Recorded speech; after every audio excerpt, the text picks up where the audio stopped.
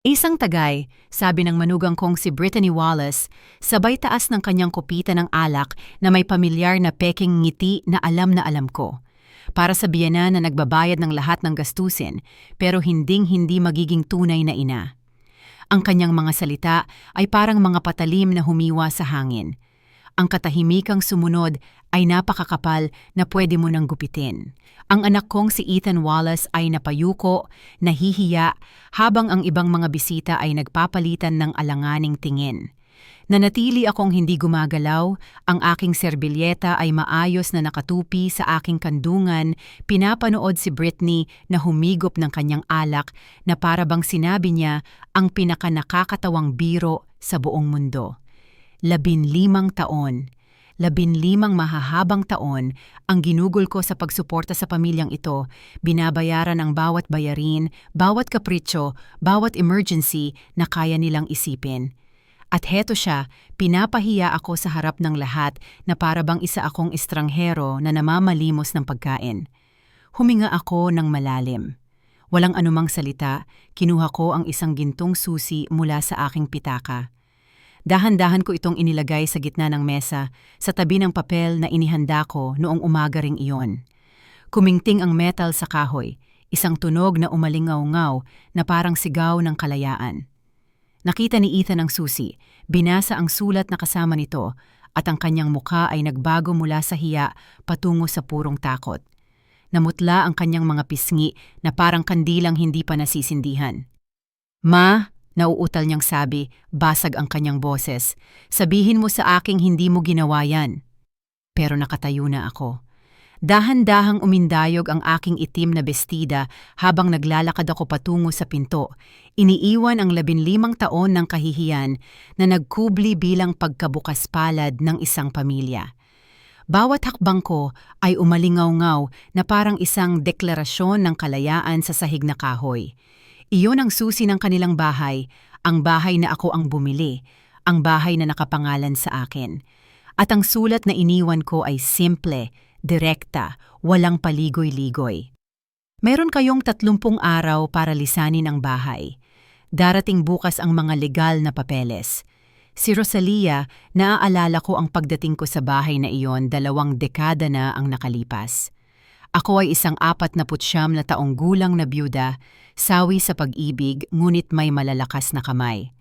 Ang aking asawa, si Robert, ay namatay sa isang aksidente. Iniwan akong mag-isa, ngunit may malaking mana at isang maunlad na negosyo.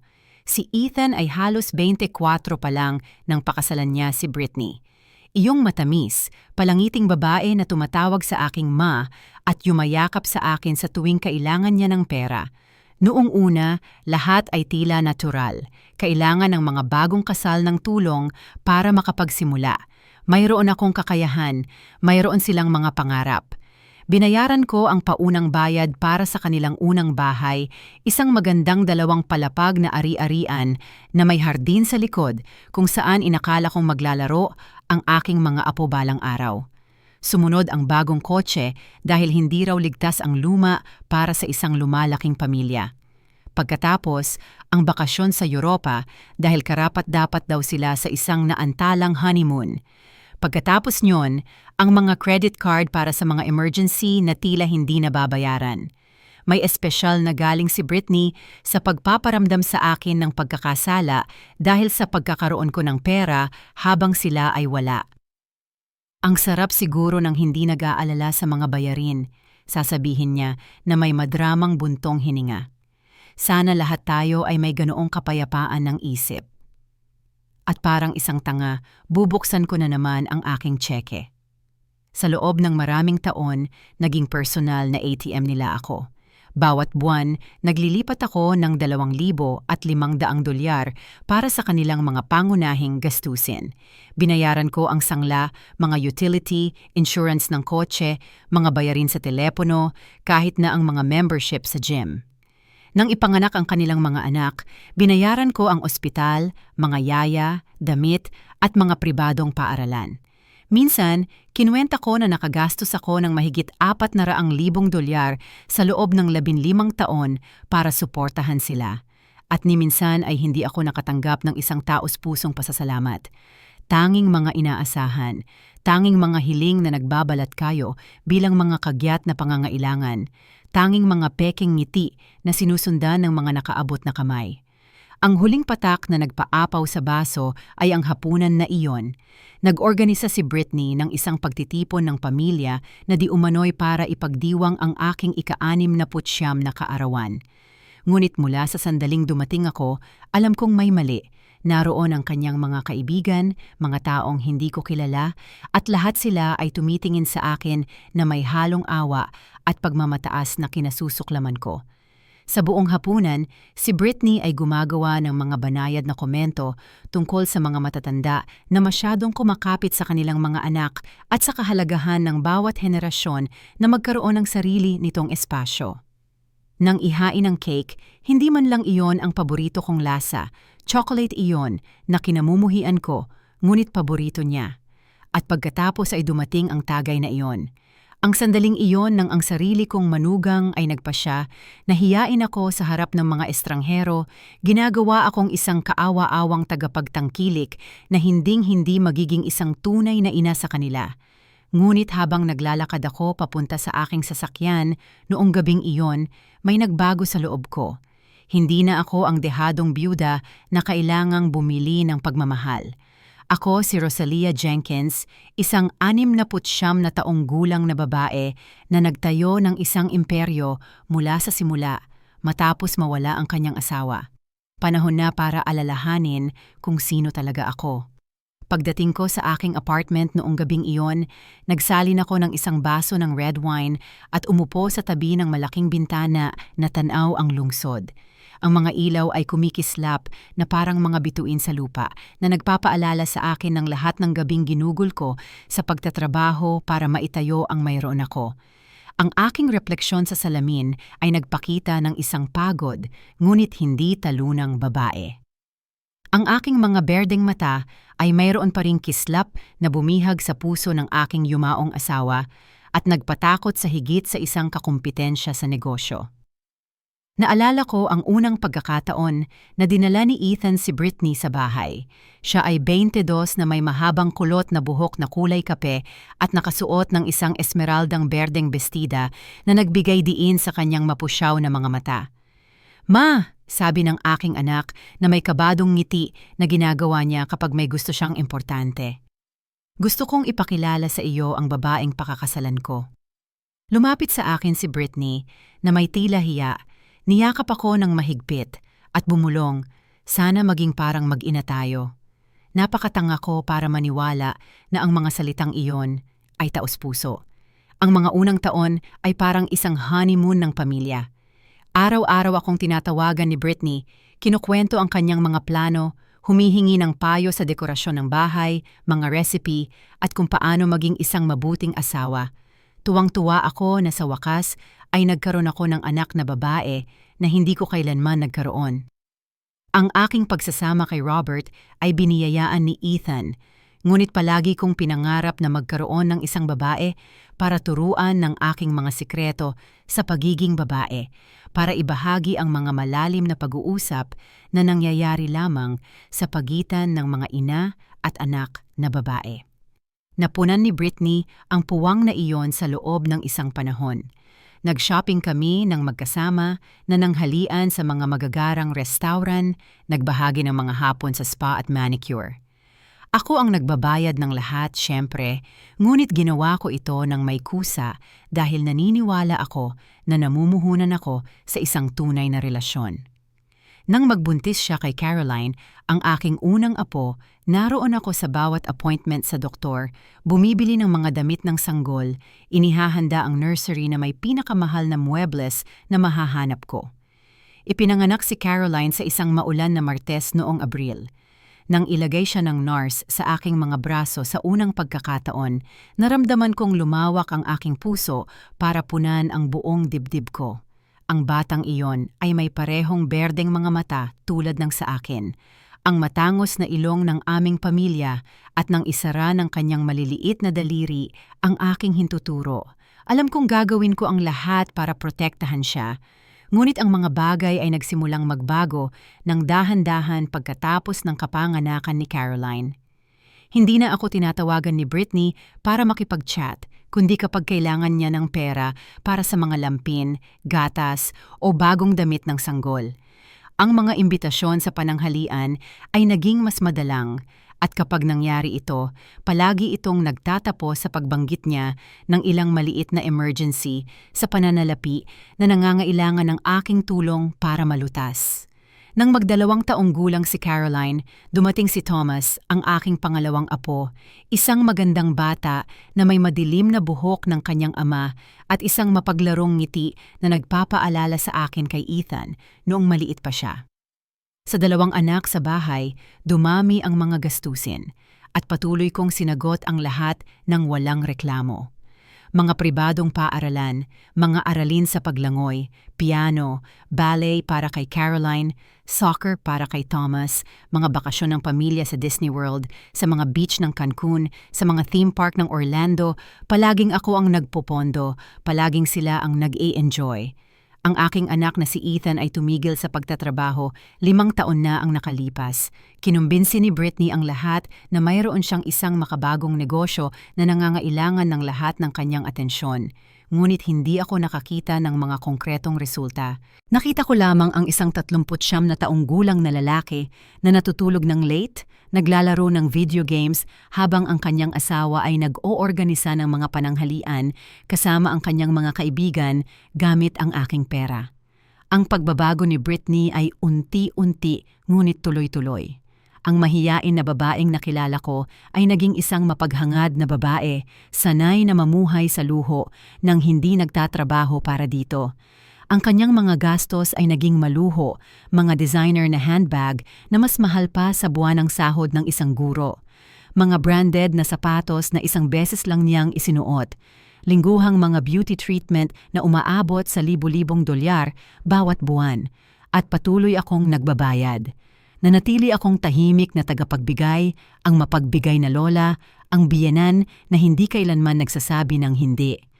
Sa tuwing susubukan kong magtakda ng mga hangganan, si Britney ay may perpektong sagot. Kailangan ng mga bata ng katatagan, sasabihin niya na may mga matang puno ng pekeng luha. Ayaw naming lumaki sila na nararamdaman na may kulang sila. O ang klasiko, si Ethan ay sobrang stressed sa negosyo. Kung dadagdagan pa natin ng mga alalahanin sa pananalapi, baka magkasakit siya. Purong manipulasyon na nagbabalat kayo bilang pag-aalala sa pamilya. Ngunit noong gabing iyon, nakaupo sa tabi ng aking bintana na may hawak na baso ng alak, sa wakas ay naunawaan ko ang matagal ko nang itinatanggi. Hindi ako bahagi ng kanilang pamilya. Ako ang kanilang ATM. Hindi nila ako mahal. Gusto nila ang pera ko.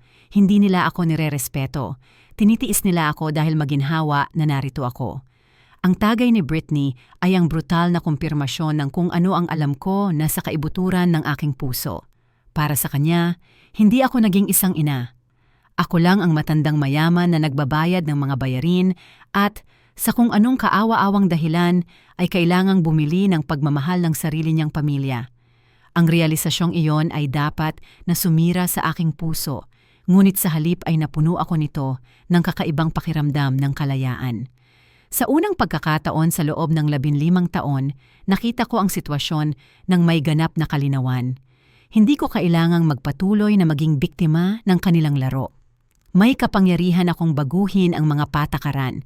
Tumayo ako at pumunta sa aking desk kung saan ko itinatago ang lahat ng aking mahahalagang dokumento.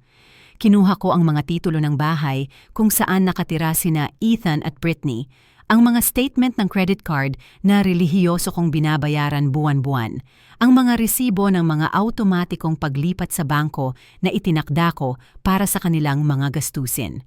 Lahat ay naroon sa itim at puti, ebidensya ng 15 taon ng nasayang nakabutihang loob. Ngunit mayroon pa akong iba. Mayroon akong legal na kapangyarihan na itigil ang lahat ng ito. Ang bahay ay nakapangalan sa akin, pati na rin ang mga credit card. Ang mga bank account kung saan dumadaloy ang pera para suportahan sila ay eksklusibong akin. Sa technical, sa legal, wala silang pag-aari. Sila ay nabubuhay sa aking kabutihang loob, hindi sa kanilang mga karapatan. At ang kabutihang loob, hindi tulad ng mga legal na obligasyon, ay maaaring bawiin anumang oras. Kinuha ko ang telepono at tinawagan ang aking abogado, si Greg Stevens, isang metikulosong at maingat na tao na humahawak sa aking mga legal na usapin sa loob ng mahigit isang dekada. "Greg," sabi ko nang sumagot siya, kahit na halos 10:00 na ng gabi, "kailangan kong ihanda mo ang lahat ng dokumento ng pagpapaalis para sa ari-arian sa Maple Street unang-una sa umaga at gusto ko ring kanselahin ang lahat ng autorisasyon para sa paggamit ng aking mga subsidiary na credit card." Nagkaroon ng katahimikan sa kabilang linya. "Sigurado ka ba, Rosalia? Malaking desisyon yan." Kailanman ay hindi pa ako naging mas sigurado sa anumang bagay sa aking buhay. Sagot ko na may katahimikan na ikinagulat maging ng aking sarili.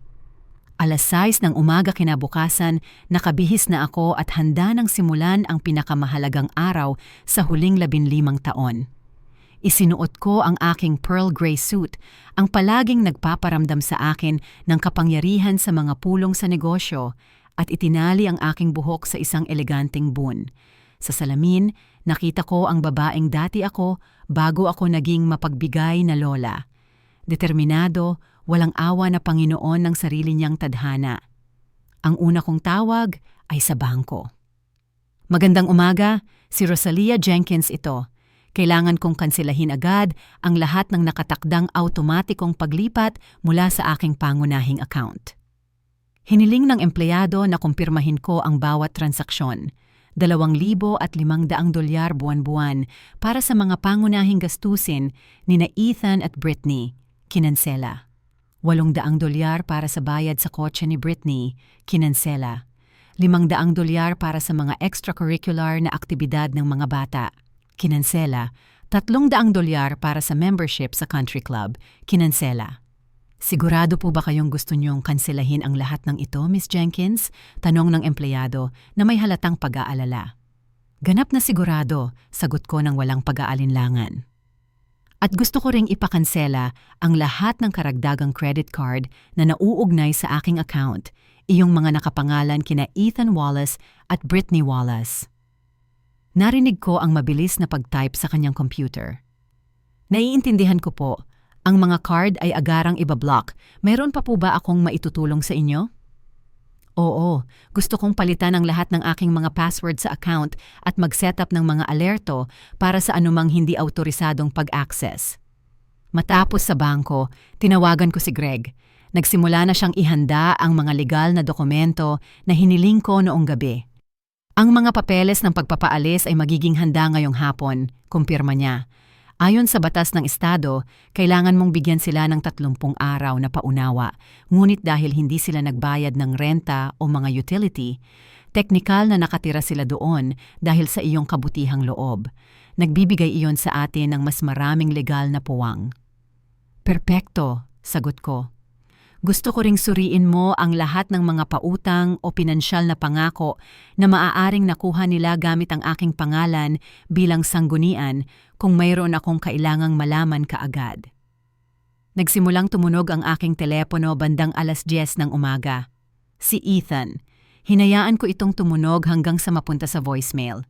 Pagkatapos ay tumawag si Brittany, dumiretso rin sa voicemail.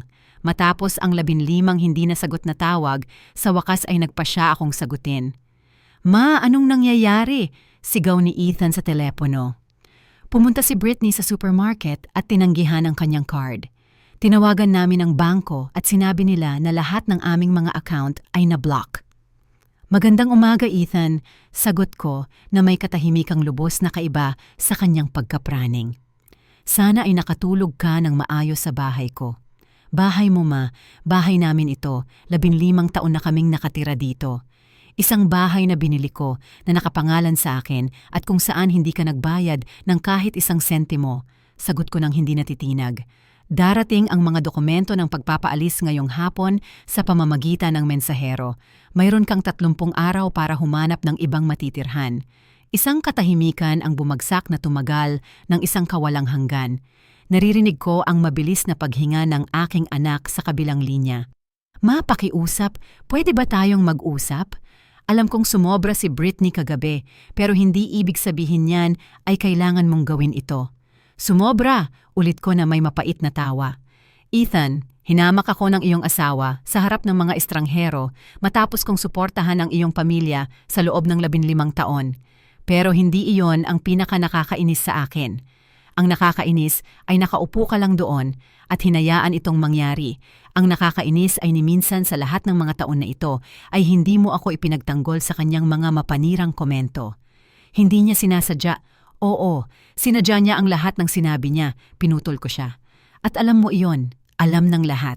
Sa loob ng maraming taon, tinrato ako na parang isang mayaman, kaawa-awang kamag-anak na kailangang bumili ng pagmamahal dahil malungkot siya.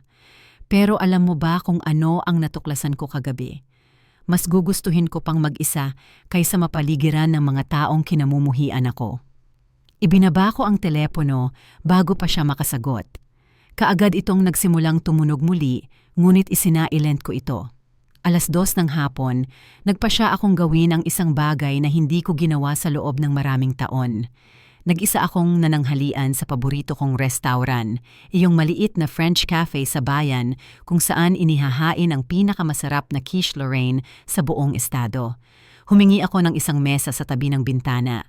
Binuksan ko ang isang libro na matagal ko nang gustong basahin at nag-enjoy sa isang tahimik na pagkain nang hindi kinakailangang makinig sa mga reklamo tungkol sa pera, nang hindi kinakailangang magpanggap na interesado sa mga gawa-gawang drama ni Britney, nang hindi kinakailangang magpanggap na nirerespeto ako ng kanyang mga anak, samantalang malinaw na natutunan nila sa kanilang mga magulang na tingnan ako bilang isang mapagkukunan ng pondo.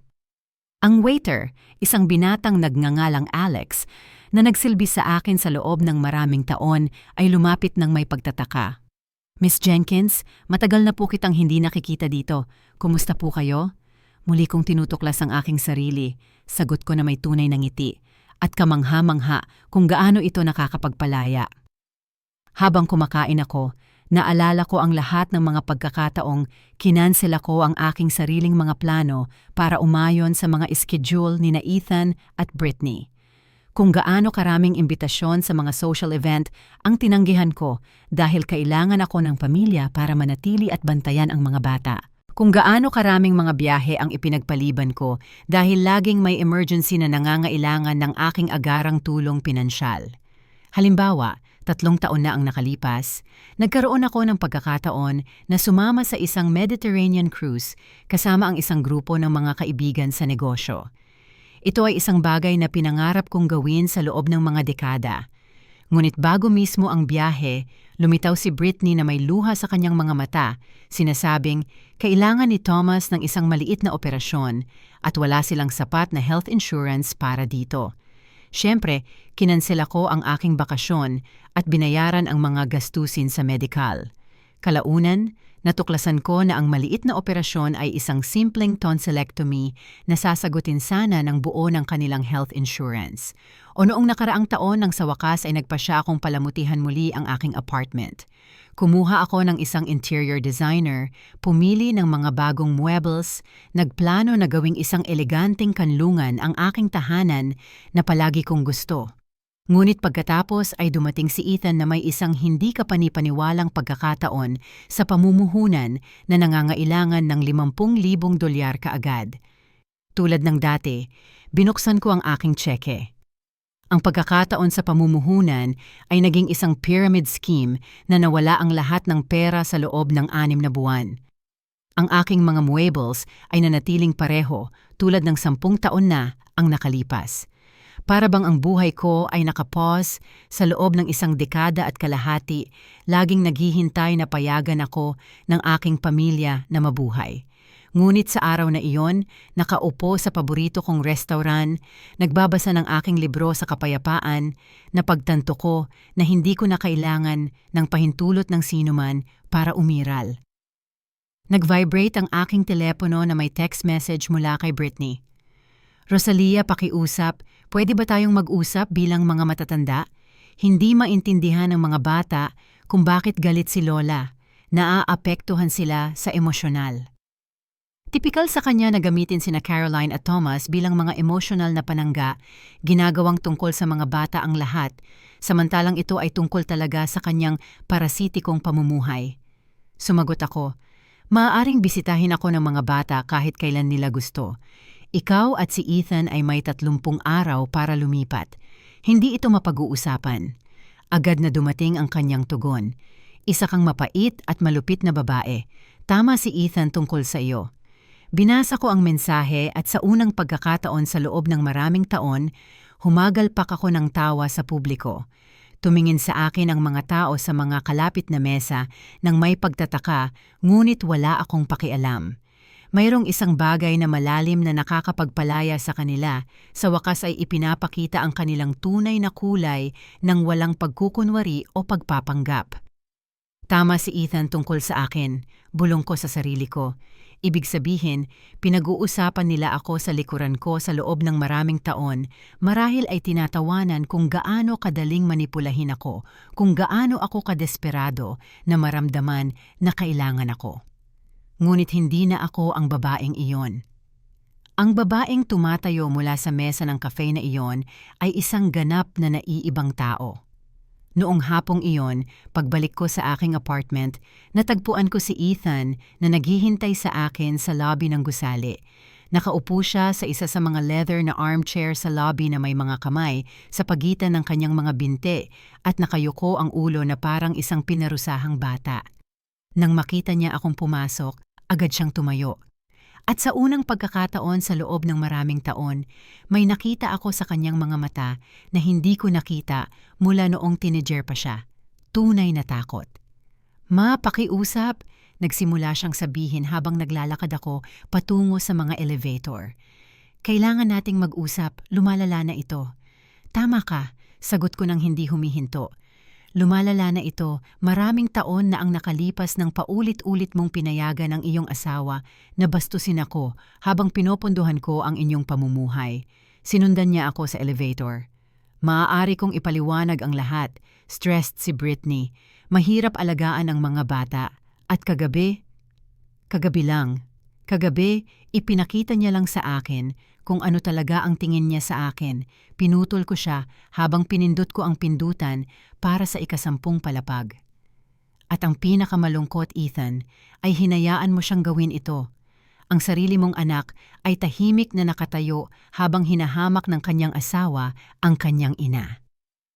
Bumukas ang mga pinto ng elevator sa aking palapag at sinundan niya ako sa pasilyo patungo sa aking pinto. "Ma, pakiusap. Papasukin mo ako. Maaari nating ayusin ito bilang isang pamilya." Huminto ako na may susi sa aking kamay at humarap sa kanya. Kakaibang makita ang aking 39 na taong gulang na anak na nagmamakaawa na parang isang bata. Sa lahat ng mga taon na ito, masyado akong nakatuon sa pagsuporta sa kanya sa pananalapi na nakalimutan kong turuan siyang maging isang responsableng lalaki. "Pamilya," inulit ko ang salita na para bang unang beses ko itong narinig. "Ethan, kailan ka huling dumalaw sa akin nang hindi kailangan ng pera? Kailan ka huling tumawag sa akin para lang kamustahin ako? Kailan mo ako huling ipinagtanggol ng gumawa si Brittany ng isa sa kanyang mga makamandag na komento?" Binuksan niya ang kanyang bibig para sumagot, ngunit walang tunog na lumabas. Nakikita ko sa kanyang ekspresyon na desperado siyang naghahanap sa kanyang alaala ng isang halimbawa na sumasalungat sa sinabi ko, ngunit wala siyang mahanap. "Eksakto," patuloy ko. "Hindi mo matandaan kahit isang beses dahil hindi ito kailanman nangyari. Sa'yo, hindi ako pamilya. Ako ay isang ATM na may damdamin. At kagabi, nilinaw ni Brittany na hindi mo man lang nirerespeto ang mga damdaming iyon." Binuksan ko ang pinto ng aking apartment at humarap sa kanya sa huling pagkakataon. "Darating ang mga legal na dokumento ngayong hapon. Basahin mo itong mabuti. Mayroon kang eksaktong 30 araw para humanap ng ibang lugar na matitirhan. Pagkatapos niyan, tatawag ako ng pulis kung kinakailangan." "At paano kung hindi kami umalis?" tanong niya na may halong pagsuway at desperasyon sa kanyang boses.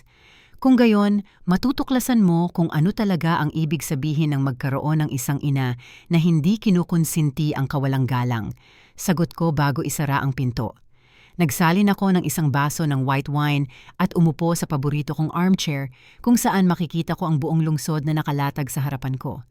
Patuloy na tumutunog ang aking telepono, ngunit inilagay ko ito sa silent.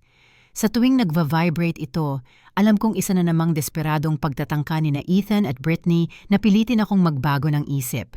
Bandang 6:00 ng gabi, tinawagan ako ng aking doorman para ipaalam sa akin na may dumating na mensahero na may mahahalagang dokumento. "Iwan mo lang sa concierge desk," sabi ko sa kanya. "Kukunin ko bukas."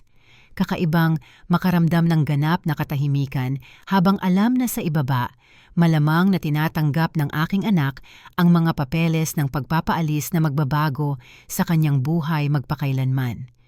Noong gabing iyon, sa unang pagkakataon sa loob ng maraming taon, nagkaroon ako ng isang mapayapang hapunan. Naghanda ako ng inihaw na salmon na may asparagus. Binuksan ko ang isang bote ng alak na itinago ko para sa isang espesyal na okasyon at nagpatugtog ng classical music sa background. Hindi ko kailangang makinig sa sino mang nagrereklamo tungkol sa pagkain. Hindi ko kailangang mamagitan sa mga away bata. Hindi ko kailangang magpanggap na interesado sa mga gawa-gawang drama ni Brittany tungkol sa kanyang mga kaibigan sa social club.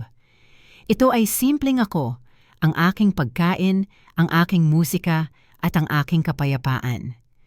Habang naguhugas ako ng mga pinggan, naalala ko ang isang pag-uusap na nagkaroon ako sa aking yumaong asawa, si Robert, ilang linggo bago siya mamatay. Nakaupo kami sa hardin ng aming unang bahay, pinapanood si Ethan na naglalaro ng soccer sa bakuran. 14 na taong gulang siya noon at katatapos lang naming mag-away dahil gusto naming gawin niya ang kanyang takdang aralin bago lumabas kasama ang kanyang mga kaibigan. "Sa tingin mo ba ay masyado natin siyang sinispoil?" tanong ko kay Robert noong hapong iyon. Nag-isip siya sandali bago sumagot. "Sa tingin ko, ang pag-ibig na walang limitasyon ay hindi pag-ibig, Rosalia. Ito ay pakikipagsabuatan. Kung hindi natin siya tuturuan na ang mga kilos ay may mga kahihinatnan, hindi siya kailanman matututong gumalang sa kahit ano o kahit sino." Sa sandaling iyon, ang kanyang mga salita ay tila masyadong malupit. Si Ethan ang aming nag-iisang anak at pagkatapos ng 3 pagkalaglag, siya ay naging aming himala. Gusto kong ibigay sa kanya ang lahat ng hindi ko naranasan sa aking sariling pagkabata. Gusto kong maramdaman niya na siya ay minamahal ng walang kondisyon, protektado, ligtas. Ngunit ngayon, halos 25 taon na ang nakalipas, naunawaan ko kung ano ang ibig sabihin ni Robert. Ang aking walang limitasyong pag-ibig ay lumikha ng isang lalaki na walang mga responsibilidad. Ang aking walang kondisyong pagkabukas palad ay nagpalaki ng isang taong walang pinahahalagahan dahil hindi niya kailanman kinailangang magtrabaho para dito.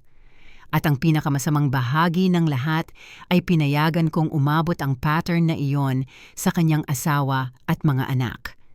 Sina Caroline at Thomas, ang aking mga minamahal na apo, ay lumalaki na may parehong pag-iisip.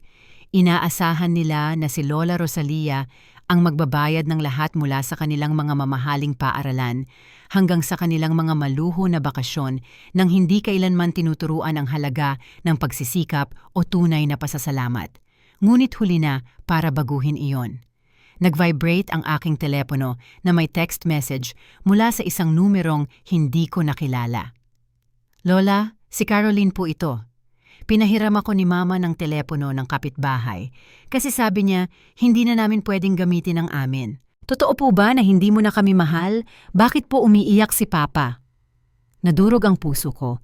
14 na taong gulang pa lang si Caroline, parehong edad ni Ethan sa pag-uusap na iyon sa kanyang ama sa hardin. Hindi niya kasalanan na lumaki siya sa isang kapaligiran kung saan ang pera ni Lola ay ipinapalagay na lamang. Agad akong sumagot, "Mahal ko. Siyempre mahal kita. Mahal kita at si Thomas higit sa anuman sa mundo. Ngunit minsan ang mga matatanda ay kailangang gumawa ng mahihirap na desisyon para magturo ng mahahalagang aral. Maaari ka bang pumunta bukas pagkatapos ng klase para mag-usap tayo?" Mabilis na dumating ang kanyang tugon. "Opo, pero sabi ni Mama hindi na kami pwedeng pumunta sa bahay mo kasi galit ka raw." "Mali ang iyong ina. Palaging bukas ang aking pinto para sa iyo. Sabihin mo sa iyong ama na hihintayin ko kayong dalawa bukas ng 4:00 ng hapon. Ikaw at si Thomas lang. Mayroon kaming mga usapang pangmatanda na kailangang ayusin ng iyong ina at ama, ngunit kayong dalawa ay palaging malugod na tinatanggap sa bahay ng inyong lola. Matapos ipadala ang mensaheng iyon, mas napanatag ako. Ang aking mga apo ay hindi kailangang magbayad para sa mga pagkakamali ng kanilang mga magulang, ngunit kailangan nilang maunawaan na ang mga kilos ay may mga kahihinatnan at ang paggalang ay hindi opsyonal sa mga relasyon sa pamilya. Noong gabing iyon, natulog ako ng mas mahimbing kaysa sa mga nakaraang buwan. Wala akong mga bangungot tungkol sa mga hindi nabayarang bayarin. Hindi ako nagising na nag-aalala kung nakahanap na ba ng trabaho si Ethan. Hindi ako nanatiling gising na kinakalkula kung gaano karaming pera ang kailangan kong ilipat sa susunod na buwan para mapanatili ang aking pamilya. Sa unang pagkakataon sa loob ng 15 taon, natulog ako na parang isang malayang babae. Kinabukasan, nagising ako na para bang lumabas ako mula sa isang 15 taong koma. Sumilay ang araw sa mga bintana ng aking silid tulugan na may tindi na hindi ko napansin sa mahabang panahon. At sa unang pagkakataon sa loob ng maraming taon, hindi ko agad tiningnan ang aking telepono pagkabukas ng aking mga mata. Hindi ako nagmamadaling makita kung gaano karaming mga hindi nasagot na tawag o desperadong mensahe ang natanggap ko sa gabi. Naghanda ako ng isang kompletong almusal, scrambled eggs, toast na may homemade strawberry jam, bagong giling na kape at sariwang orange juice.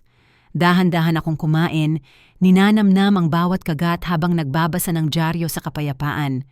Hindi ka panipaniwala kung gaano kaiba ang lasa ng mga bagay kapag hindi mo kailangang lunukin ng mabilis sa pagitan ng isang tawag sa emergency na pinansyal at isa pa.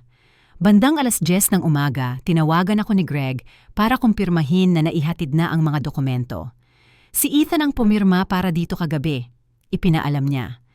Tumawag din siya sa akin ng 3 beses kaninang madaling araw, ngunit tulad ng sinabi mo sa akin, hindi ko sinagot. Gusto mo bang ako na ang humawak sa lahat ng legal na komunikasyon sa pamamagitan ng aking opisina? Oo, pakiusap, sagot ko. At Greg, gusto ko ring ihanda mo muli ang aking huling habilin. Magkakaroon ng malalaking pagbabago sa pamamahagi ng mana. Nagkaroon ng katahimikan sa kabilang linya. Sigurado ka ba, Rosalia? Ang mga desisyong ito ay maaaring hindi na maibabalik. Mas sigurado ako dito kaysa sa anumang bagay na nagawa ko sa aking buhay, sabi ko sa kanya na may katatagan na ikinagulat maging ng aking sarili. Matapos ibaba ang tawag kay Greg, nagpasya akong gawin ang isang bagay na hindi ko ginawa sa loob ng mga dekada. Tinawagan ko ang aking kapatid na si Brenda na nakatira sa Miami at kung kanino unti-unti akong nawalan ng kontak sa loob ng mga taon ng masinsinang pag-aalaga sa aking parasitikong pamilya. Rosalia, sagot niya na may halatang pagkagulat. Diyos ko, ang tagal na. Kumusta ka na? Kumusta ka, Brenda? Nagsimula ako. At sa unang pagkakataon sa loob ng maraming taon, nakapagkwento ako tungkol sa aking buhay nang hindi kinakailangang magpanggap na perpekto ang lahat. Ikinwento ko sa kanya ang buong istorya, mula sa mga unang taon ng pagkabukas palad hanggang sa nakakahiyang tagay ni Britney, mula sa mga paglilipat sa bangko hanggang sa mga dokumento ng pagpapaalis. Ang aking kapatid ay nakinig sa katahimikan sa loob ng halos 1 oras. Nang matapos ako, malalim siyang bumuntong hininga. Rosalia, alam mo ba kung ano ang pinakamasakit sa akin sa lahat ng ito? Sa wakas ay tanong niya. Ano? Na sa lahat ng mga taon na ito, sa tuwing tinatawagan kita, kinakausap mo ako na para bang ikaw ang pinakamasayang babae sa buong mundo. Ikinukwento mo sa akin ang tungkol sa mga bakasyon ng pamilya, tungkol sa mga tagumpay ng mga apo, tungkol sa kung gaano kayo kalapit bilang isang pamilya. Inggit pa nga ako sa iyo dahil akala ko mayroon kang perpektong pamilya habang ako, dito, single at walang anak, ay nakakaramdam ng pagkukulang. Ang kanyang mga salita ay tumama sa akin na parang isang sampal ng katotohanan. Siguro ay kinumbinsi ko ang aking sarili na totoo ito, pag-amin ko. Mas madaling maniwala na bumibili ako ng tunay na pagmamahal kaysa tanggapin na ginagamit ako. Kapatid, ang ginawa mo ay hindi kalupitan. Ito ay pagkaligtas. at panahon na. Matapos makipag-usap kay Brenda, naramdaman kong napatunayan ako sa paraang hindi ko naranasan sa loob ng maraming taon. Isang taong kilala ako mula pagkabata. Isang taong walang makukuha o mawawala sa aking mga desisyon sa pananalapi ay nagsasabi sa akin na ginawa ko ang tamang bagay. 3:30 ng hapon, naghanda akong tanggapin sina Caroline at Thomas. Bumili ako ng kanilang paboritong cookies, naghanda ng mainit na tsokolate at inayos ang sala para maramdaman nilang komportable sila. Ano man ang pag-uusapan namin, gusto kong malaman ng aking mga apo na hindi nagbago ang aking pagmamahal sa kanila. Dumating sila eksaktong 4:00 kasama si Ethan na mukhang hindi nakatulog sa loob ng maraming araw. Pula ang kanyang mga mata, gusot ang kanyang damit, at mayroon siyang talunang ekspresyon na hindi ko nakita mula noong teenager pa siya. At pinagalitan siya ni Robert dahil sa pagbasag ng bintana habang naglalaro ng bola sa bahay. "Ma," nagsimula siyang sabihin, ngunit pinigilan ko siya sa isang kilos. "Ethan, ang pag-uusap na ito ay kasama sina Caroline at Thomas. Maaari kang maghintay sa kanila sa lobby ng gusali. Sila ay aking mga apo at ako ang kanilang lola, at may karapatan akong makipag-usap sa kanila ng mag-isa, lalo na pagkatapos ng lahat ng nangyari." Gusto niyang tumutol, ngunit si Caroline, na laging mas matanda kaysa sa kanyang edad, ay nagmungkahi, inilagay ang isang kamay sa kanyang braso. "Pa, okay lang. Kailangan naming makausap si Lola." Nang makaalis si Ethan, inihain ko sa kanila ang mga cookies at mainit na tsokolate at umupo kami sa sala. Si Caroline, sa edad na 14, ay tumingin sa akin na may mga berdeng mata na katulad ng sa akin, puno ng pagkalito at pag-aalala. Si Thomas, 11, ay tila mas interesado sa mga cookies. Ngunit masasabi ko mula sa kanyang body language na kinakabahan din siya. "Lola," nagsimula si Caroline, "totoo po ba na kukunin ninyo ang aming bahay?" Umiiyak si Mama buong araw at hindi umalis si Papa sa kanyang kwarto. Naglaan ako ng sandali para piliin ang tamang mga salita. Ang mga batang ito ay karapat-dapat sa katapatan, ngunit karapat-dapat din silang malaman ang impormasyon sa paraang mauunawaan nila. "Caroline, Thomas, alam niyo ba kung saan nanggagaling ang pera na nagbabayad para sa inyong bahay, inyong paaralan, inyong mga bakasyon, inyong mga damit?" Nagkibit balikat si Thomas. "Kay Mama at Papa siguro." "Hindi, mahal ko, galing ito sa akin. Sa loob ng 15 taon, binayaran ko ang lahat sa inyong bahay. Ang bahay ay nakapangalan sa akin. Ang mga bayarin ay binabayaran ko. Maging ang pagkaing kinakain ninyo araw-araw ay binili ko gamit ang aking pera." Tumingin sa akin si Caroline na may nanlalaking mga mata. "Seryoso po? Hindi po nagtatrabaho si Papa?"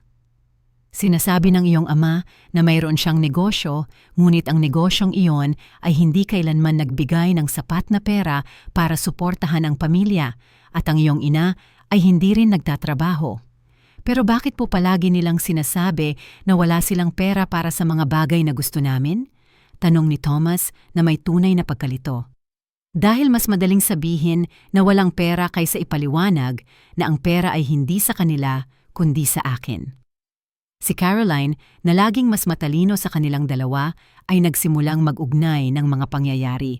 "Kaya pala tuwing gusto namin ng mamahaling bagay, sabi ni Mama, tanungin niyo si Lola or tingnan natin kung makakatulong si Lola." "Eksakto. Pero Lola," patuloy ni Caroline, "kung kayo po ang nagbabayad ng lahat, bakit po palaging nagsasalita si Mama na para bang humihingi kami sa inyo ng pabor?" Ang tanong na iyon ay sumira sa aking puso dahil ipinakita nito na napansin na ng aking 14 na taong gulang na apo ang nakalalasong dynamics sa kanyang tahanan. Dahil ayaw ng iyong ina na malaman ninyo ang katotohanan, mas madali para sa inyo na isipin na ako ang mapagbigay na lola na tumutulong paminsan-minsan sa halip na aminin na nabubuhay kayo ng buo sa aking pera.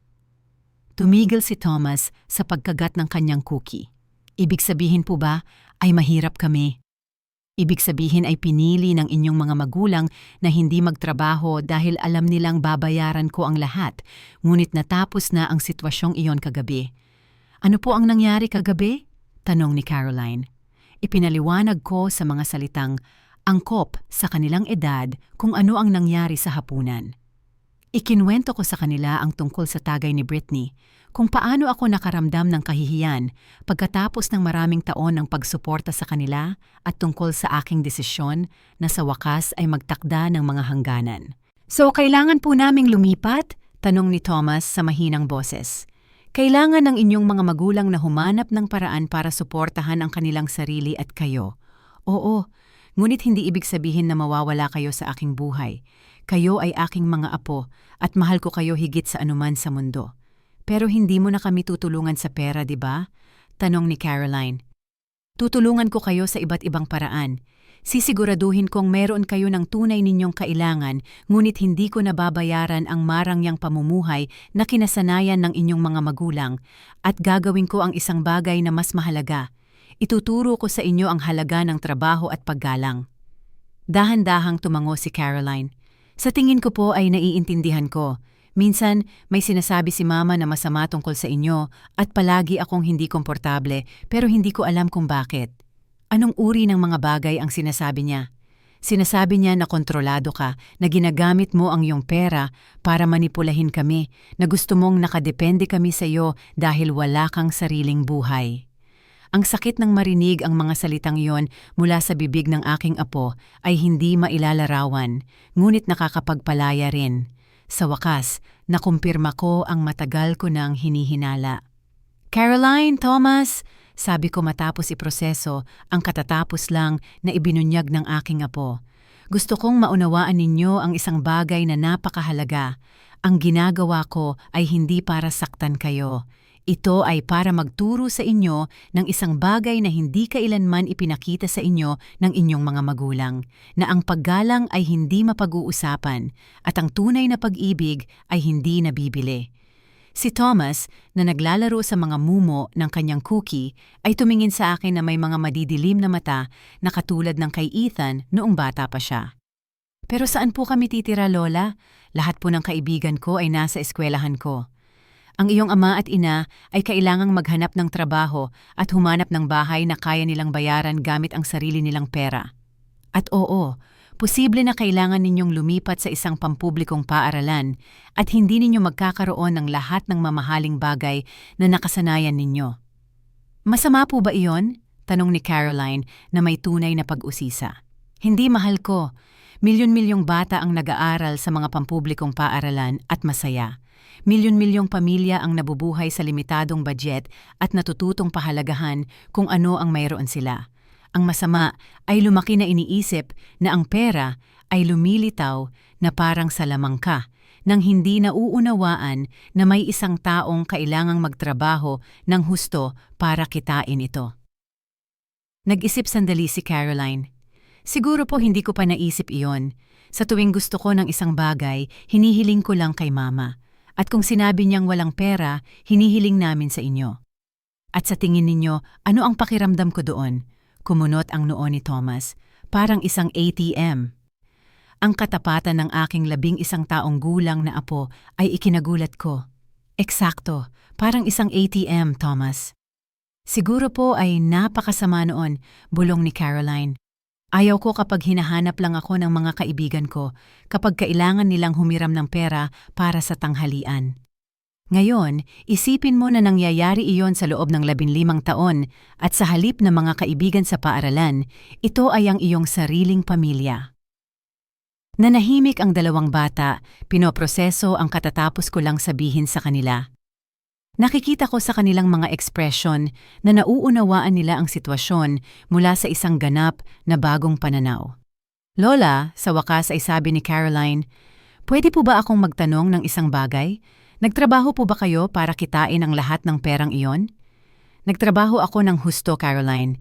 Pagkatapos mamatay ng iyong lolo Robert, kinailangan kong ipagpatuloy ang negosyo sa konstruksyon na itinayo namin ng magkasama. Nagtrabaho ako ng 12 oras sa isang araw, 6 na araw sa isang linggo. Gumigising ako ng 5:00 ng umaga para suriin ang mga proyekto bago dumating ang mga manggagawa at natutulog pagkatapos ng hating gabi na ginagawa ang accounting. At tinulungan ka po ba ni Papa? Ang iyong ama ay 18 taong gulang nang mamatay ang iyong lolo. Inalok ko siyang magtrabaho sa akin para matutunan niya ang negosyo at balang araw ay manahin ito, ngunit mas gusto niyang lumabas kasama ang kanyang mga kaibigan at magparty. Tumingin sa akin si Thomas nang may pag-usisa. Hindi po ba nagtrabaho si Papa sa inyo? Sinubukan ko siyang turuan ng maraming beses, ngunit sa tuwing binibigyan ko siya ng mga responsibilidad, naghahanap siya ng mga dahilan para hindi ito tuparin. Sinasabi niyang masyadong mahirap ang trabaho sa konstruksyon, na mayroon siyang ibang mga plano na hahanapin niya ang kanyang sariling paraan. At natagpuan niya po ba ito? Tanong ni Caroline na may pagka-matured na sumira sa aking puso. Ano sa tingin mo, mahal ko? Pagkatapos ng 15 taon ng pagsasama, nakita mo na ba ang iyong ama na nag-uwi ng pera sa bahay? Dahan-dahang umiling si Caroline. Kailanman, sa tuwing kailangan namin ng isang bagay, sabi ni Mama, tanungin natin si Lola or tingnan natin kung makakatulong si Lola. Ngunit, hindi ibig sabihin na hindi maaaring magtrabaho ang iyong ama. Ibig sabihin ay pinili niyang hindi dahil alam niyang laging naroon ako para lutasin ang mga problema sa pananalapi. At si Mama? Tanong ni Thomas. Ang iyong ina ay isang matalino at may kakayahang babae. Nakakapagsalita siya ng 3 wika.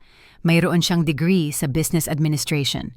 At bago pa kasalan ng iyong ama, nagtrabaho siya sa isang kumpanya ng marketing. Ngunit mula nang ikasal sila, nagpasya siyang mas madaling mabuhay sa aking pera kaysa gamitin ang kanyang sariling mga kasanayan. Nagpalitan ng tingin ang mga bata na naglalaman ng mas malalim na pag-unawa kaysa sa dapat nilang taglayin sa kanilang edad. Nakalulungkot na kailangan nilang malaman ang mga katotohanan ito sa ganitong paraan, ngunit kinakailangan din. Lola, sabi ni Caroline matapos ang mahabang katahimikan, naging hindi kami patas sa iyo din. Ang kanyang tanong ay ikinagulat ko sa katapatan at pagka-matured nito. Kayo ay mga bata, Caroline. Hindi ninyo responsibilidad na unawain ang mga dynamics sa pananalapi ng mga matatanda, ngunit maaari kayong matuto mula sa sitwasyong ito. Ano po ang matututunan namin? Maaari ninyong matutunan na lahat ng bagay sa buhay ay may halaga at laging may isang taong kailangang magbayad ng halagang iyon. Maaari ninyong matutunan na ang pera ay hindi lumilitaw na parang salamangka, ngunit nangangailangan ng trabaho at pagsisikap. At maaari ninyong matutunan na ang paggalang ay ang pundasyon ng anumang relasyon kahit na sa pamilya. Itinaas ni Thomas ang kanyang kamay na parabang nasa klase. Gusto ko pong matutong magtrabaho. Pwede po ba akong tumulong sa inyo sa inyong kumpanya, Lola? Ang kanyang alok ay lubos na nakaantig sa akin. Masyado ka pang bata para magtrabaho sa construction, Thomas, ngunit maaari kang magsimula sa mga simpleng bagay. Maaari kang matutong pamahalaan ang iyong baon. Maaari kang tumulong sa mga gawaing bahay para kumita ng dagdag na pera. Maaari mong simulang maunawaan na ang mga mahahalagang bagay ay nangangailangan ng pagsisikap. At ako po? Tanong ni Caroline. 14 na po ako. Maaari kang makakuha ng isang part-time na trabaho sa mga katapusan ng linggo. Maaari kang mag-alaga ng bata, tumulong sa mga kapitbahay sa kanilang pamimili, magtrabaho sa isang tindahan, at maaari mong simulang ipunin ang iyong sariling pera para sa mga bagay na gusto mo. Pero ibig sabihin po niyan ay hindi mo na kami tutulungan ulit, tanong ni Thomas na may pag-aalala. Ibig sabihin ay tutulungan ko kayo sa iba't ibang paraan. Sa halip na ibigay sa inyo ang lahat ng gusto ninyo ng walang pagsisikap, ituturo ko sa inyo kung paano ito makuha sa inyong sarili. Sa halip na magbayad para sa mga kapritsyo, sisiguraduhin kong mayroon kayo ng tunay ninyong kailangan. At sa halip na payagan ang inyong mga magulang na gamitin kayo bilang dahilan para hindi magtrabaho, ipapakita ko sa inyo na posible na maging isang responsable at masipag na pamilya. Tumango si Caroline ng may pag-iisip. Sa tingin ko po ay mas maganda iyon, Lola. Masama po ang pakiramdam ko na malaman na kayo ang nagbabayad ng lahat habang may sinasabi si Mama na masama tungkol sa inyo. Masama ang pakiramdam mo tungkol doon? Opo. Dahil ibig sabihin po ay nabuhay kami sa isang kasinungalingan. Laging sinasabi ni Mama sa amin na kami ay isang maunlad na pamilya, na may matagumpay na negosyo si Papa, na maswerte kami, ngunit sa katotohanan ay lahat ng iyon ay pera ninyo. At ano ang pakiramdam mo na malaman iyon? Nahihiya, pag-amin ni Caroline, at galit din dahil kung nalaman ko ang katotohanan, mas naging mapagpasalamat sana ako sa inyo. Sasabihin ko sana ng salamat sa tuwing nagbabayad kayo para sa isang bagay sa halip na ipagpalagay na lang. Masiglang tumango si Thomas. Opo, tulad nung pumunta kami sa Disney World noong nakaraang taon. Sabi ni Mama ay matagal siyang nag-ipon para sa biyaheng iyon. Pero sa katotohanan, kayo ang nagbayad ng lahat, di ba? Binayaran ko ang flight, ang hotel, ang mga tiket sa parke, ang pagkain, ang mga souvenir, lahat. $8,000 iyon sa kabuuan. $8,000? Bulalas ni Thomas. Ang laki po ng perang iyon. Bakit po nagsinungaling si Mama sa amin? Dahil mas madali para sa inyo na tingnan siya bilang ang mapagbigay na ina na nagbigay sa inyo ng mga kamangha-manghang bakasyon sa halip na aminin na hindi siya nag-ambag ng kahit isang sentimo sa biyahe. Pagsisinungaling po iyon, sabi ni Caroline na may pagkagalit. Ayaw kong nagsinungaling sila sa amin ng matagal. Hindi nagsinungaling sa inyo ang inyong ina na may intensyong saktan kayo. Paliwanag ko, bagaman sa loob-loob ko ay hindi ako sigurado kung totoo yon. Ngunit itinago niya ang mahahalagang impormasyon na makakatulong sana sa inyo na mas maunawaan ang sitwasyon ng inyong pamilya. Ano po ang mangyayari ngayon? Tanong ni Thomas. Ngayon, kailangan ng inyong mga magulang na matutong maging responsableng matatanda. Kailangan nilang maghanap ng trabaho. Kailangan nilang lumipat sa isang lugar na kaya nilang bayaran. At kailangan nilang palakihin ang 2 hindi kapani-paniwalang bata gamit ang kanilang sariling mga mapagkukunan. At paano kung hindi nila kaya? Siyempre kaya nila, Caroline. Ang iyong ina at ama ay mga matalino at may kakayahang tao. Pinili lang nila ang madaling landas sa loob ng napakatagal na panahon. Ngunit kapag walang madaling landas na magagamit, hahanap sila ng paraan para mabuhay at umunlad. Sa tingin ninyo po ba ay magagalit sila sa amin dahil sa pag-uusap na ito? Tanong ni Thomas na may pag-aalala. Malamang na magagalit sila sa simula, ngunit wala kayong ginawang mali. Narinig ninyo lamang ang katotohanan tungkol sa sitwasyon ng inyong pamilya at ang katotohanang iyon ay makakatulong sa inyo na gumawa ng mas mahusay na mga desisyon sa hinaharap.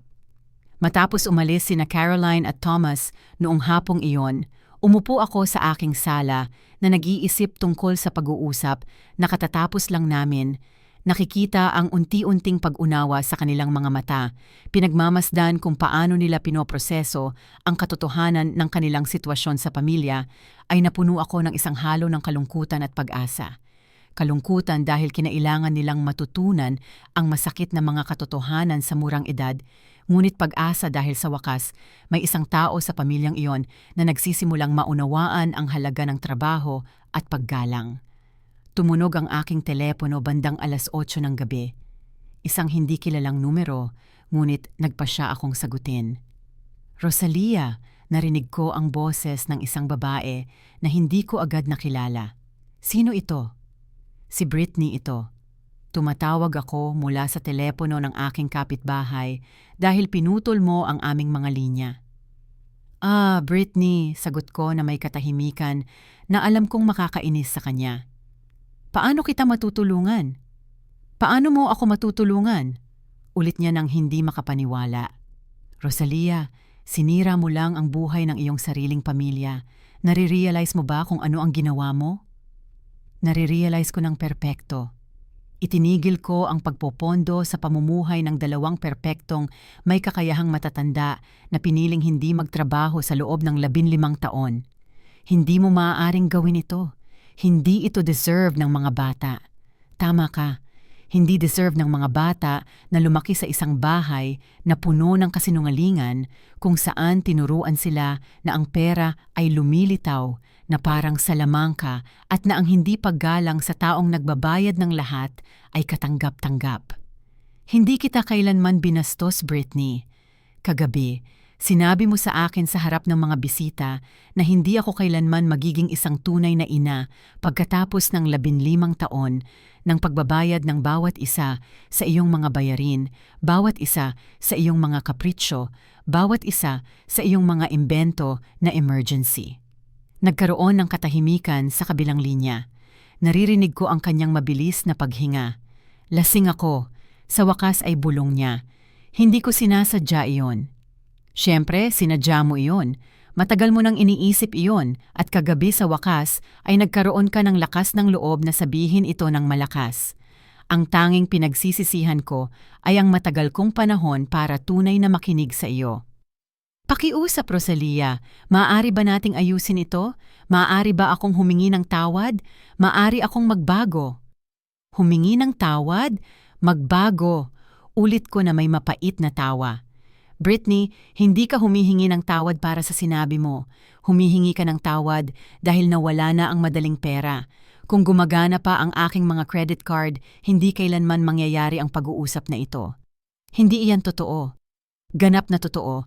Sabihin mo sa akin, Brittany, kailan ka huling tumawag sa akin para lang kamustahin ako? Kailan mo ako huling inimbita sa pananghalian nang walang anumang emergency sa pananalapi na tatalakayin? Isa pang mahabang katahimikan. Iyon ang akala ko, patuloy ko.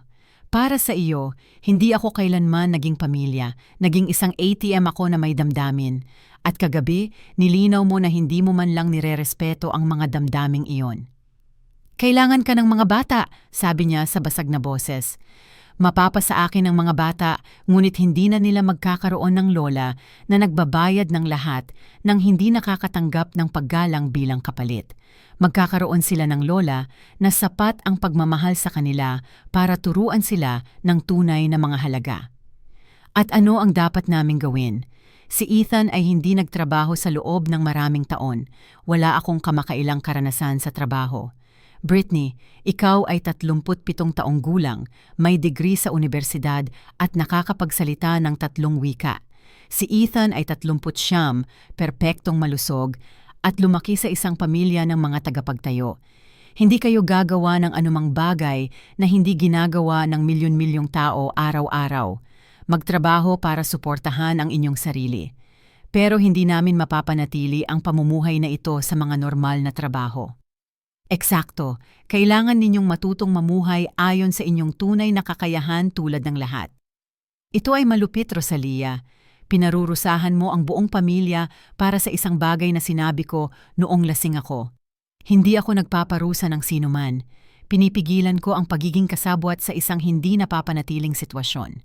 Sa loob ng 15 taon, pinayagan kitang mamuhay ng lampas sa iyong kakayahan gamit ang aking pera. At sa loob ng 15 taon, mas lalo kang nagpakita ng kawalan ng paggalang sa akin. Hindi iyan totoo. Hindi, Brittany. Alam mo ba kung gaano karaming pera ang ginastos ko sa iyong pamilya sa huling 15 taon? Hindi. Hindi ko alam eksakto. 422,000 dolyar. Hindi kasama sa halagang iyon ang mga regalo sa kaarawan at Pasko, mga bakasyon o mga emergency na medikal na gastos. Kasama lamang dito ang mga pangunahing buwanang gastos. Narinig ko ang isang pigil na hikbi sa kabilang linya. At alam mo ba kung ilang beses sa loob ng 15 taon na iyon na inimbita mo ako sa hapunan para pasalamatan ako? Ilang beses kang nag-organisa ng isang bagay na espesyal para sa akin, binayaran ng iyong sariling pera? Ikaw, kami, 0 beses, Brittany, ni isang beses. Bawat hapunan, bawat pagdiriwang, bawat regalo na natanggap ko mula sa iyo ay hindi direktang binayaran ng aking sariling pera. Hindi ko alam na sinusubaybayan mo ang lahat ng iyon. Hindi ko sinusubaybayan hanggang kagabi. Kagabi, umupo ako at sinuri ang lahat ng aking mga bank record. At sa unang pagkakataon sa loob ng 15 taon, nakita ko ang kumpletong katotohanan ng kung ano ang nangyayari. Rosalia, pakiusap, bigyan mo ako ng isa pang pagkakataon. Maari akong magbago. Maari kaming magbago. Isa pang pagkakataon. Britney, nagkaroon ka ng 15 taon ng mga pagkakataon. 15 taon para magpakita ng tunay na pasasalamat, para subukang mag-ambag sa pananalapi sa iyong pamilya, para ipakita sa akin ang pangunahing paggalang na karapat-dapat sa sinuman, lalo na sa isang taong nagsakripisyo ng labis para sa iyo. Ano ang kailangan kong gawin? Lumuhod? Magmakaawa? Iyon ba ang gusto mo? Ang gusto ko ay imposible, Britney. Gusto kong ibalik ang 15 taon ng aking buhay. Gusto kong ibalik ang paggalang na nawala sa akin para sa sarili kong anak dahil sa pagpayag niyang tratuhin mo ako ng ganoon. Gusto kong ibalik ang dignidad na isinakripisyo ko sa tuwing nagpapanggap ako, nakatanggap-tanggap ang iyong mga insulto na nagbabalat kayo bilang mga biro. Hindi kita kailanman ininsulto. Hindi. Ano ang sinabi mo sa akin sa tuwing darating ako sa isang pagtitipon ng pamilya? Heto na ang tagapagligtas. Ano ang gagawin natin kung wala si Rosalia? Swerte natin. Meron tayong isang taong makakalutas sa ating mga buhay. Iyon ay mga papuri. Iyon ay malupit na mga sarkasmo. At alam mo iyon, bawat isa sa mga komentong iyon ay isang paraan ng pagpapaalala sa akin na nakikita mo ako bilang ang kaawa-awang kamag-anak na kailangang bumili ng pag-ibig dahil wala siyang sariling buhay. Hindi ko kailanman inisip iyon. Britney, kagabi sinabi mo eksakto iyon sa harap ng isang grupo ng mga estranghero. Sinabi mo na hindi ako kailanman magiging isang tunay na ina. Alam mo ba kung ano ang ibig sabihin niyan sa isang babae na nawala ng asawa sa edad na 49 at inialay ang susunod na 20 taon ng kanyang buhay sa pag-aalaga sa kanyang pamilya? Narinig ko ang mga hikbi sa kabilang linya. Ang ibig sabihin niyan, patuloy ko, ay pagkatapos ng 2 dekada ng mga sakripisyo, itinuturing ng sarili kong manugang na walang halaga ang lahat ng aking ginawa dahil hindi ko ipinanganak ang aking mga apo. Hindi ko sinasadya iyon. Siyempre, sinadya mo iyon. At alam mo ba, Britney, tama ka. Hinding-hindi ako magiging kanilang biological na ina. Ngunit totoo rin na ang kanilang biological na ina ay hindi kailanman maibibigay sa kanila kung ano ang ibinigay ko sa kanila. Katatagan sa pananalapi, dekalidad na education, mga pagkakataon, at higit sa lahat, ang halimbawa ng kung ano ang ibig sabihin ng magtrabaho ng husto para sa kung ano ang gusto mo. Pakiusap, Rosalia, tinatanong ako ng mga bata kung ano ang mangyayari. Hindi ko alam kung ano ang sasabihin sa kanila. Sabihin mo sa kanila ang katotohanan, Britney. Sa unang pagkakataon sa kanilang buhay, sabihin mo sa kanila ang buong katotohanan tungkol sa kanilang sitwasyon sa pananalapi. Ipaliwanag na kailangan nilang lumipat dahil hindi mo kailanman binayaran ang bahay na tinitirhan nila. Ipaliwanag na kailangan nilang baguhin ang kanilang pamumuhay dahil hindi ka kailanman nagtrabaho para mapanatili ito. Iyon ay magdudulot ng trauma sa kanila. Alam mo ba kung ano talaga ang nagdudulot ng trauma sa mga bata? Ang lumaki sa isang bahay na puno ng kasinungalingan. Ang lumaki na iniisip na ang pera ay lumilitaw na parang salamangka. Ang lumaki ng hindi nauunawaan ang halaga ng trabaho at pagsisikap. Iyon ang tunay na trauma, Britney. Hindi ko kaya ito mag-isa. Hindi ka mag-iisa. Kasama mo si Ethan, ang iyong asawa. Naaalala mo ba ang lalaking pinakasalan mo sa hirap at ginhawa? Panahon na para matuklasan ninyo kung ano talaga ang ibig sabihin ng hirap. Matapos ibaba ang tawag kay Britney, nagsalin ako ng isang baso ng alak at umupo sa aking terasa, pinagmamasdan ang lungsod na nakalatag sa harapan ko. Nagsimulang umilaw ang mga ilaw habang lumulubog ang araw at sa unang pagkakataon sa loob ng maraming taon, ang tanawin na iyon ay hindi nagpapaalala sa akin ng mga responsibilidad na kailangan kong harapin kinabukasan. Walang mga bayarin ng ibang tao na naghihintay sa akin. Walang mga imbento na emergency na lulutasin. Walang mga desperadong tawag na sasagutin. Ito ay simpleng maganda. Nag-vibrate ang aking telepono na may mensahe mula kay Caroline. Lola, kinausap ko po si Thomas at gusto naming malaman ninyo na naiintindihan namin ang nangyari. Gusto rin naming itanong kung pwede kaming bumisita sa iyo sa Sabado nang kami lang, walang kasamang mama at papa. Gusto naming makilala ang tunay na lola, hindi lang iyong nagbabayad ng lahat. Ang kanyang mga salita ay labis na nakaantig sa akin na napuno ng luha ang aking mga mata. Pagkatapos ng lahat ng toxicity sa mga nakaraang araw, ang pagbabasa ng mga linyang iyon ay nagpaalala sa akin kung bakit sulit ang aking ginagawa.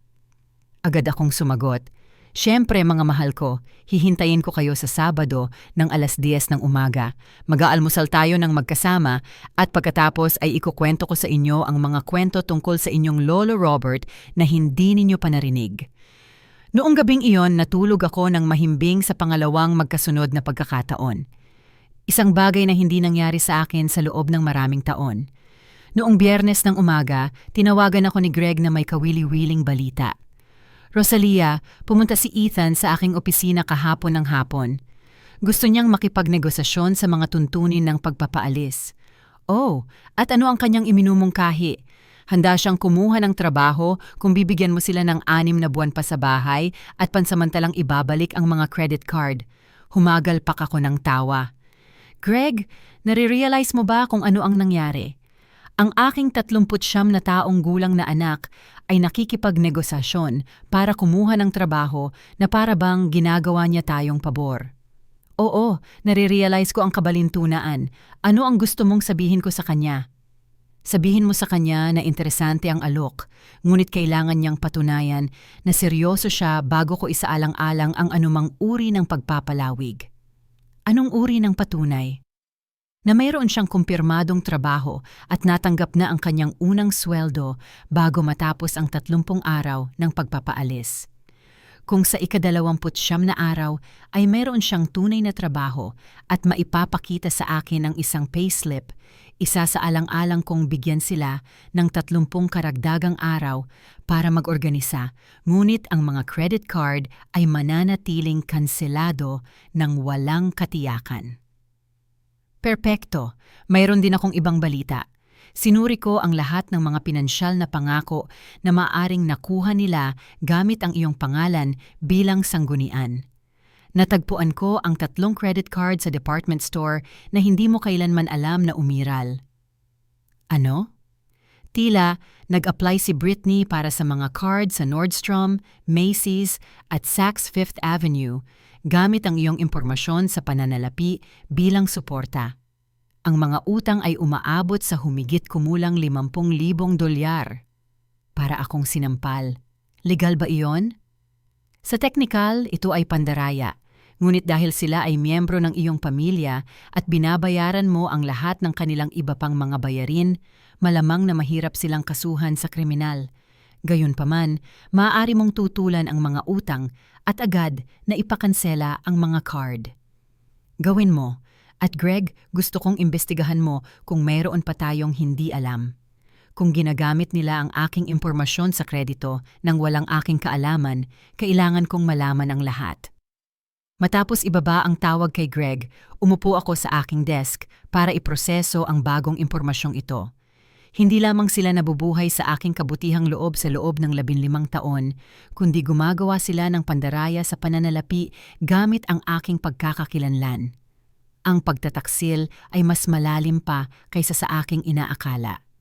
Noong hapong iyon, nagpasya akong gawin ang isang bagay na hindi ko ginawa sa loob ng mga dekada. Tinawagan ko ang aking dating kaibigan na si Isabel Miller, isang babaeng nakilala ko sa kolehiyo at kung kanino ako nawala ng kontak nang naging abala ako sa masinsinang pag-aalaga sa aking parasitikong pamilya. "Rosalia," sagot niya na may halatang pagkagulat. "Diyos ko, ilang taon na? 10? 15? Masyadong maraming taon, Isabel. Nabuhay ako sa isang bula at sa wakas ay nagising na." Ikinuwento ko sa kanya ang buong istorya kasama na ang pinakabagong tuklas tungkol sa pandaraya sa kredito. Si Isabel ay nakinig sa katahimikan, paminsan-minsan ay bumubulong ng mga ekspresyon ng hindi paniniwala.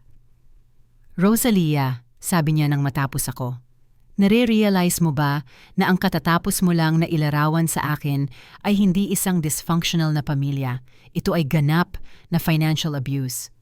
"Financial abuse?" "Oo. Kapag may isang taong manipulahin ka sa emosyonal para ma-access ang iyong mga mapagkukunang pang-ekonomiya, kapag ginagamit nila ang iyong pagkabukas palad bilang isang kasangkapan ng kontrol, kapag gumawa sila ng pandaraya gamit ang iyong pagkakakilanlan, iyon ay hindi pag-ibig sa pamilya, ito ay pang-aabuso.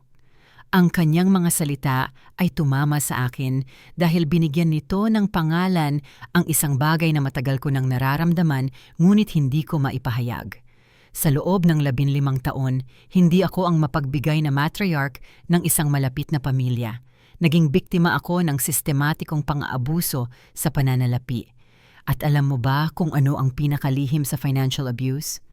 Patuloy ni Isabel, na ang biktima ay laging nakakaramdam ng pagkakasala sa pagtatanggol sa kanilang sarili. Pinaniniwala kanila na makasarili ka sa paggusto ng mga hangganan, na malupit ka sa pagprotekta sa iyong mga mapagkukunan, na masamang tao ka sa hindi pagpayag na pagsamantalahan ka ng walang katapusan. Eksakto iyan ang naramdaman ko buong linggo, pag-amin ko. Minsan iniisip ko kung masyado akong mahigpit sa kanila. Rosalia, makinig ka sa akin ng mabuti. Ang isang ina na sumusuporta sa kanyang adultong anak sa loob ng 1 taon habang naghahanap siya ng trabaho ay mapagbigay. Ang isang ina na sumusuporta sa kanyang adultong anak sa loob ng 5 taon habang hinahanap niya ang kanyang landas ay mapagbigay. Ang isang ina na sumusuporta sa kanyang adultong anak sa loob ng 15 taon habang nabubuhay siya sa luho ng hindi nagtatrabaho ay inaabuso. Ang kanyang mga salita ay parang isang kidlat ng kalinawan. Sa wakas, may isang taong naglagay sa pananaw kung ano talaga ang nangyayari sa lahat ng mga tao na ito. Isabel, pwede ba akong magtanong ng isang bagay? Siyempre. Sa lahat ng mga taon na nawalan tayo ng kontak, naisip mo ba kung bakit ako nawala sa iyong buhay? Sa totoo lang, oo. Naisip ko dati kung ano ang nangyari sa iyo dahil dati ay napaka-independente mo, napakasigurado sa iyong sarili. Mayroon kang mga plano, mga ambisyon, isang aktibong buhay sosyal. At bigla, nang subukan kitang imbitahin sa mga bagay-bagay, palagi kang mayroong responsibilidad sa pamilya na kailangang asikasuhin. At ano ang naisip mo? Naisip ko na naging isa ka sa mga ina na ganap na nawawalan ng kanilang pagkakakilanlan sa kanilang mga anak. Ngunit ngayon, naiintindihan ko na hindi iyon. Nahulog ka sa isang abusadong relasyon sa iyong sariling pamilya. Noong hapong iyon, sa unang pagkakataon sa loob ng 15 taon, gumawa ako ng mga plano sa lipunan na walang kinalaman sa aking pamilya. Inimbita ako ni Isabel na samahan siya sa isang art exhibition sa susunod na Biyernes at tinanggap ko ng hindi kinakailangang kumonsulta sa sinuman, nang hindi kinakailangang mag-alala kung may lilitaw na emergency sa pamilya, nang hindi kinakailangang magpanggap na interesado sa mga gawa-gawang drama ni Britney. Noong Sabado ng umaga, dumating sina Caroline at Thomas ng eksaktong 10:00. Sinalubong ko sila ng isang kumpletong almusal, pancake, scrambled eggs, bacon, sariwang orange juice at strawberry na may cream. Ngunit ang pinakamahalaga ay sa unang pagkakataon sa loob ng maraming taon, na-enjoy ko ang isang pagkain kasama ang aking mga apo nang hindi kinakailangang makinig sa kanilang mga magulang na nagrereklamo tungkol sa pera sa background. Lola, sabi ni Caroline habang hinihiwa ang kanyang mga pancake. Gusto ko po sanang sabihin sa inyo. Kagabi, narinig ko si Mama na nakikipag-usap sa telepono sa kanyang kapatid at sinasabi niyang nabaliw ka raw na nagiging malupit ka ng walang dahilan. At ano ang tingin mo doon? Sa tingin ko po ay hindi naiintindihan ni Mama kung ano ang ibig sabihin ng maging mapagpasalamat. Mula nang mag-usap kami noong isang araw, marami kaming napag-usapan ni Thomas tungkol sa lahat ng sinabi ninyo sa amin.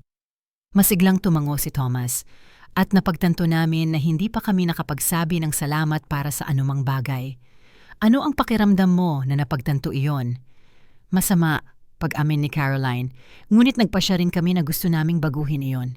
Gusto naming matutong maging tunay na mapagpasalamat, hindi lang kapag may kailangan kami.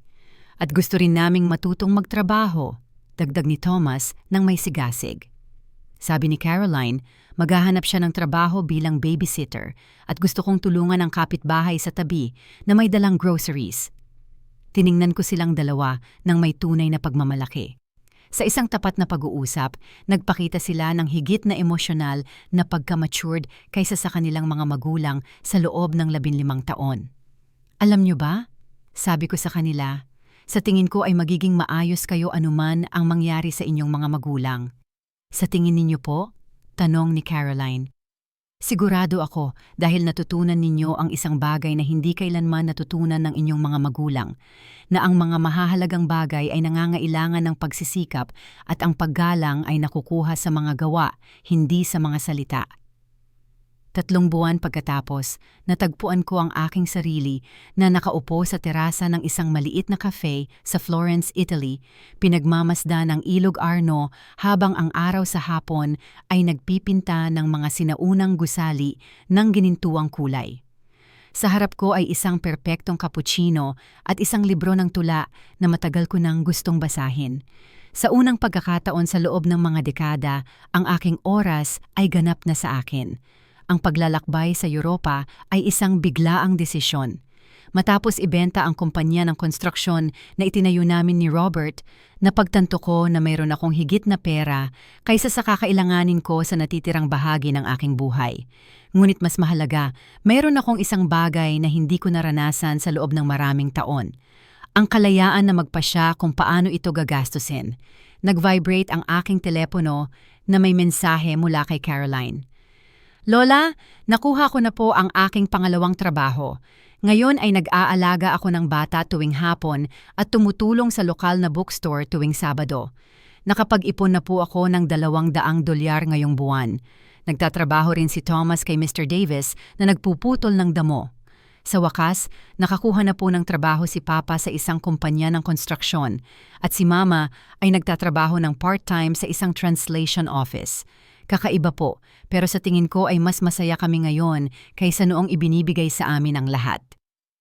Napuno ako ng malalim na kasiyahan sa kanyang mensahe. Ginawa ko ang tamang desisyon kahit na ito ang pinakamahirap sa aking buhay. Tumawag sa akin si Ethan 2 linggo na ang nakalipas sa unang pagkakataon sa loob ng 2 buwan. Iba ang tunog ng kanyang boses, mas mature, hindi na gaanong parang bata. Ma, sabi niya, gusto kong malaman mo na nakakuha ako ng trabaho sa Rivera Construction. Nagsimula ako bilang isang pangunahing manggagawa, ngunit sabi ng foreman ay may potensyal akong umangat kung magsisikap ako. Masaya akong marinig iyan, anak. Gusto ko ring humingi ng tawad, hindi para sa nangyayari ngayon, kundi para sa lahat ng mga nakaraang taon. Tama ka. Ako ay isang 39 na taong gulang na lalaki na hindi natutong maging responsable dahil laging alam kong lulutasin mo ang lahat. At ano ang pakiramdam mo ngayon na kailangan mong lutasin ang mga bagay sa iyong sarili? Takot na takot, pag-amin niya na may nerbiyosong tawa. Pero hindi ko alam kung paano ipaliwanag. Proud, siguro.